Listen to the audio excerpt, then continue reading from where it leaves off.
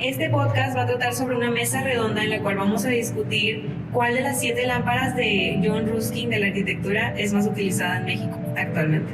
John Ruskin fue un escritor, crítico de arte y reformista inglés. Él nació en Londres en el año de 1819 y fue uno de los críticos más influyentes de su tiempo. Sus obras tratan temas como la naturaleza, el arte y la arquitectura.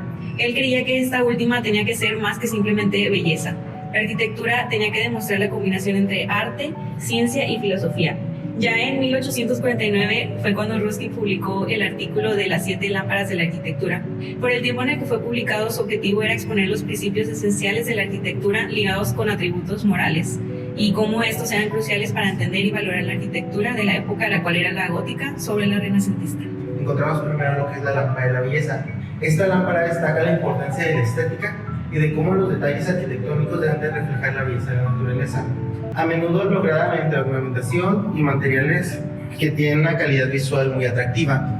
La interpretación de Ruskin ante esta lámpara ha evolucionado desde sus orígenes, reflejando cambios tanto en los materiales, en las técnicas de construcción y en la manera en la que vemos la belleza actualmente. Ruskin definió la belleza en la arquitectura con un enfoque en la ornamentación, el uso de materiales naturales. Se manifestaba en edificios góticos y victorianos, con fachadas llenas de ornamentación, tallados, materiales nobles como piedra, madera, colores terrosos.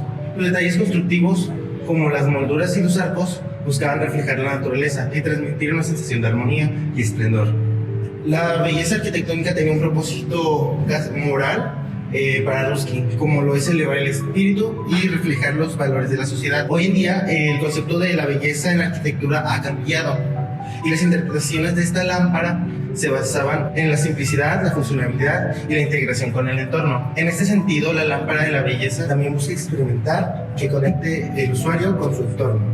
También está alineado la arquitectura con las necesidades modernas de sustentabilidad y bienestar.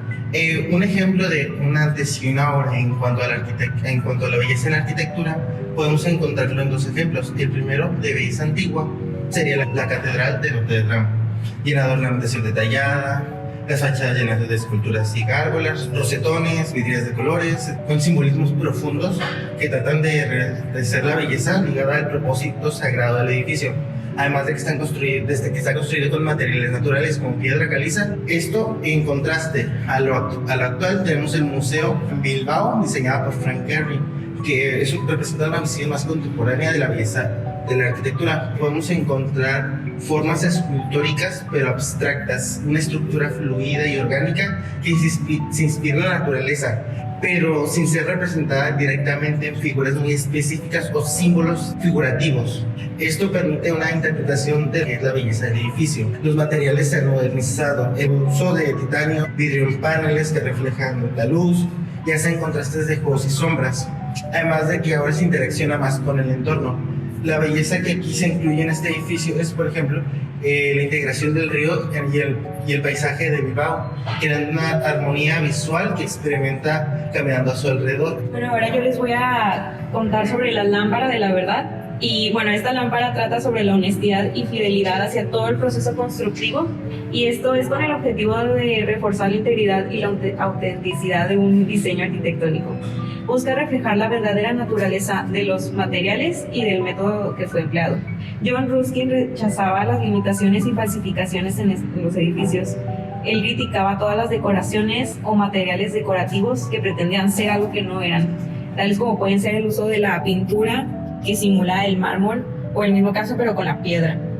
Ahora, adentrándonos en esta lámpara, podemos afirmar que lo que él buscaba que se representara era una conexión con el propósito de que la edificación y el entorno fueran más en conjunto con la estética y la moral.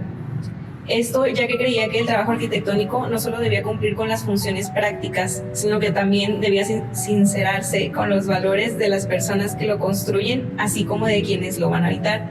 Ahora, en un ejemplo actual en el que podemos ver esta lámpara aplicada es el Museo de Anahuacalli, que fue diseñado por el pintor Diego Rivera y contribuyó el arquitecto Juan O'Gorman, Ruth Rivera y Carlos Pellicer. Este es un museo que está ubicado en Coyoacán, al sur de la Ciudad de México.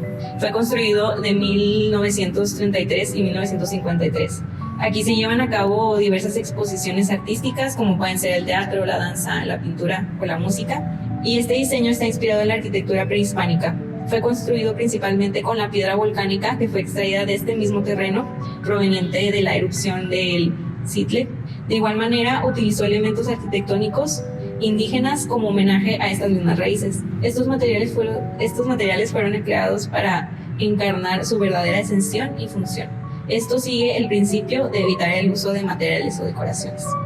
Si bien podemos encontrar algunos ejemplos de edificaciones que siguen este concepto, como la casa estudio de Luis Barragán con materiales y técnicas tradicionales, la capilla de Capuchinas, igualmente del arquitecto Luis Barragán, con unos hechos de ladrillo y piedra, creando una fuerte sensación de conexión y tierra, o la casa Prieto López de Mex Zeto y Luis Barragán, con muros de piedra volcánica y madera. Esto se utiliza en mayor cantidad cuando se busca asemejar en apariencia a otros materiales, ya sea por menor costo e inclusive por optimizar procesos constructivos o de mantenimiento. Yo voy a hablar sobre la lámpara del sacrificio, que esta se enfoca en la simplicidad, la honestidad, la funcionalidad, belleza y espiritualidad del edificio. Se refiere a la idea de que la arquitectura debe ser el reflejo de los valores morales y espirituales que hay en la sociedad. Ruskin argumentaba que la arquitectura debe ser un sacrificio de la vanidad y el egoísmo individual en favor del bien común. John Ruskin dijo: la verdadera grandeza de una nación no se mide por la riqueza o el poder, sino por la nobleza en su arquitectura. En México, podemos encontrar ejemplos de los edificios que reflejan la lámpara del sacrificio. Un ejemplo de esta lámpara es el Palacio de Bellas Artes en la Ciudad de México, que fue diseñado por Adamo Boari. El Palacio de Bellas Artes tiene un estilo Art Nouveau y la utilización de materiales locales como la piedra de tezontle y la cantera. Esto demuestra la búsqueda de la belleza y la autenticidad. La lámpara del sacrificio de John Ruskin también nos recuerda la importancia de la ética y la responsabilidad social en la arquitectura. Al reflexionar en general sobre todos estos principios, podemos crear edificios que no solamente sean funcionales, sino también inspiren y ennoblezcan a quienes los habitan. También les quiero hablar de la lámpara del poder. La lámpara del poder se refiere a la capacidad de la arquitectura para representar la autoridad, el poder y la riqueza de una sociedad. Ruskin argumentaba que los edificios deben ser diseñados para inspirar respeto y admiración. La arquitectura es la más noble de las artes, porque es la que más directamente expresa la voluntad y el carácter de una nación. Esta fue una frase que dijo Ruskin, que hemos relacionado con el concepto que tiene la lámpara del poder. En México podemos encontrar edificios que reflejan esta lámpara. Uno de ellos es el Palacio Nacional en la Ciudad de México. Su arquitectura colonial y la utilización de materiales como la piedra de tezontle y la cantera simbolizan la autoridad y la historia del país. Asimismo, en la lámpara del poder podemos relacionar diferentes tipos de arquitectura. Las catedrales es un ejemplo, con su gran y enorme altura y su escala tan monumental que tienen, en donde simbolizan el poder. Algunos otros edificios que reflejan el concepto sobre la lámpara del poder son el Castillo de Chapultepec, la Catedral Metropolitana de la Ciudad de México y el Palacio de Gobierno del Estado de México. Todos estos edificios demuestran cómo la arquitectura puede ser utilizada para representar la autoridad, la historia y la cultura de una sociedad. La lámpara del poder nos recuerda que la arquitectura puede ser un potente símbolo de autoridad y riqueza cultural. Bueno, ya hablando de la lámpara del sacrificio, del poder y la verdad, toca el tiempo de hablar de la lámpara de la vida. Hablando de esta lámpara, hace alusión a la vida del hecho construido o plasmado, pues en realidad está sujeta a las leyes de la naturaleza, nacimiento, desarrollo, vejez y muerte. Por tanto, la vida útil del hecho plasmado implica también ser natural. Por algo, Ruskin al momento de hacer sus 7 lámparas consideró esta como una de las más importantes, porque entra en el tema de la restauración. El cómo un edificio u obra no debe ser modificado, pase lo que pase, mencionando que cualquier intervención innovadora a la restauración de un monumento era apócrifa y por tanto carente de valor. Para Ruskin, la historia debe de ser narrada a partir del arte. Por eso no pueden ser intervenidos. Como un ejemplo de este pensamiento, podríamos usar el incendio de la Catedral de París y dejar el monumento así como está, sin restaurar o recuperar, según la visión de Ruskin. Y esto haría que viéramos a la catedral ahora como una ruina y no como un templo. Un ejemplo que podemos tomar también aquí en Monterrey puede ser la vivienda rodeada de misterio llamada la Casa de los Tubos, ubicada en la colonia Country al sur de Monterrey. la cual estuvo abandonada por mucho tiempo en obra gris, y esto provocó que se llenara de muchas historias. No soy el único que le tenía miedo a este tipo de historias, ¿verdad? Cuando estaba chiquito. O leyendas sobre por qué no se había terminado, considerándola como una leyenda de cultura general en Monterrey, lo cual cambió al momento de la actualidad, que se compró y comenzó su restauración hasta tal punto de ganar un premio de arquitectura en Reino Unido. Si aplicamos la teoría de la lámpara de la vida, Ruskin diría que esta obra debería de permanecer sin ninguna renovación o modificación, ya que las obras tienen un tiempo estimado de vida y al momento de nosotros modificarla estamos negándole su último propósito, el cual es la muerte de la obra. Bueno, siguiendo con la lámpara de la obediencia, esto explica que los arquitectos deben adherirse a los estilos establecidos en la arquitectura inglesa, principalmente el gótico, pues la innovación por sí misma no debe ser el objetivo, sino que estos deben respetar y continuar las tradiciones que han probado ser funcionales y estéticamente aceptadas a lo largo del tiempo. Esta lámpara también enfatiza la importancia del respeto por las ideas del arquitecto antecesor y las normas en la arquitectura, pues Ruskin creía que los arquitectos deben aprender de los maestros del pasado y construir sobre sus logros. Asimismo, menciona que en proyectos de muchos años se deben mantener las ideas del arquitecto antecesor y en cualquier proyecto se debe respetar la arquitectura de los alrededores. Yo considero que un ejemplo muy significativo de esta lámpara es el Museo de la Ciudad de México, antiguo Palacio de los Condes de Santiago de Calimaya, edificado en 1776 por el arquitecto Francisco Antonio Guerrero y Torres. Es un recinto público ubicado sobre la avenida Pino Suárez, a 3 cuadras del Zócalo de la Ciudad de México. Este se distingue por su composición y ornamento barroco, así como por el uso de materiales locales para su construcción. Este edificio ha sufrido varias intervenciones a lo largo del tiempo, siendo la última realizada en 1997 por el arquitecto Ricardo Prado Núñez, quien restauró los acabados originales, como la cantera, y renovó la fachada e intervino en las piezas labradas del patio central. Este edificio puede considerarse un ejemplo de la lámpara de la obediencia, pues se siguen las ideas originales del arquitecto para realizar su renovación, la cual representa la posibilidad de comprender la configuración espacial de una construcción del siglo XVIII.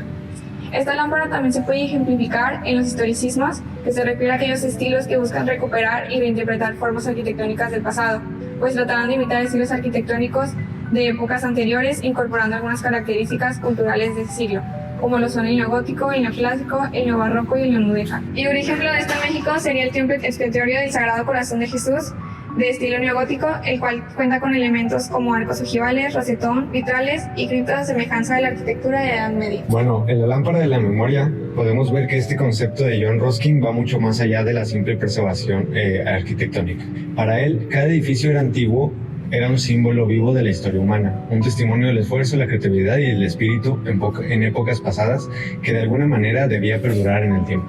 Ruskin creía firmemente que el respeto por el pasado era esencial para cualquier sociedad que quisiera construir un futuro significativo. La lámpara del recuerdo no es solo una metáfora poética, es un llamado ético. Para Ruskin, cada monumento, cada casa antigua, cada fragmento de arquitectura era un legado sagrado que no nos pertenece únicamente a nosotros, sino también a las generaciones futuras. El destruir o modificar estos edificios sin cuidado es romper una promesa de continuidad y borrar la huella de quienes estuvieron antes. Finalmente, podríamos pensar que el concepto de la lámpara del recuerdo aplica más allá de la arquitectura. En un sentido más amplio, es un llamado a valorar la historia, nuestras raíces, las tradiciones y hasta los pequeños gestos y objetos que nos conectan con quienes fueron antes que nosotros. Al igual que un edificio puede ser un recordatorio, nuestras costumbres y recuerdos personales también pueden ser pequeñas lámparas del recuerdo. Nos recuerdan que somos parte de una cadena continua de existencia y que nuestras acciones y decisiones hoy también impactan en el futuro. Y unos ejemplos de esta lámpara podrían ser pues cualquier edificio antiguo. Entre ellos los que destacan más son el Palacio de Bellas Artes de la Ciudad de México, construido en 1904, que actualmente se persevera y se restaura, y entre otros más. Ya para finalizar, concluimos que las 3 lámparas que más se utilizan en la actualidad son la belleza, la vida y la memoria, porque busca transmitir la estética en su mayor esplendor. En México es fundamental y siguiendo los demás principios, esta busca generar una integración de la naturaleza. La vida, principalmente porque convive con el flujo urbano y la convivencia entre áreas, parques, plazas, mercados, etc.